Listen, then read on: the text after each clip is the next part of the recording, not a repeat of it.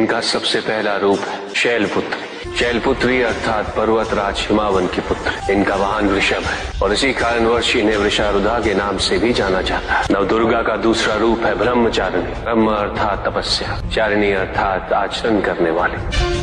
ये रूप उस ज्ञान व आचरण का प्रतीक है जिसके माध्यम से इन्होंने मुझे अपने पति के रूप में प्राप्त किया। नवदुर्गा का तीसरा रूप है चंद्रघंटा। मस्तक पे घंटे के आकार में आधा चंद्र। ये रूप अत्यंत शांतिदायक, कल्याणकारी है। विभिन्न प्रकार के अस्त्र और शस्त्र इनकी 8 भुजाओं में सुसज्जित है। इनका तीसरा नेत्र सदैव खुला रहता है। चंद्रघंटा का वाहन सिंह है। ये युद्ध करने हेतु सदैव तत्पर रहती है। इनकी आराधना करने से निर्भीकता और वीरता के साथ ही सौम्यता और विनम्रता का विकास निश्चित है। ये जो मृत्यु देती है वो सुख कारक और निर्भय अवस्था में होती है। इनकी मंद मंद हंसी से संसार का जन्म संभव होता है। यह है नवदुर्गा का चौथा रूप, जिसे कुष्मांडा के नाम से जाना जाता है। अष्टभुजा, शस्त्रधारिणी, व्याघ्रवाहिनी, हिरण्यवर्णा केवल यही है जो सूर्य के भीतर लोक में वास करती है। 10 दिशाएं इन्हीं से आलोकित है। जिनकी कृपा से मूर्ता भी ज्ञान सागर में परिवर्तित हो जाती है। वो है स्कंद माता अर्थात तुम्हारी माता। नवदुर्गा का 5वां रूप सिंह वाहिनी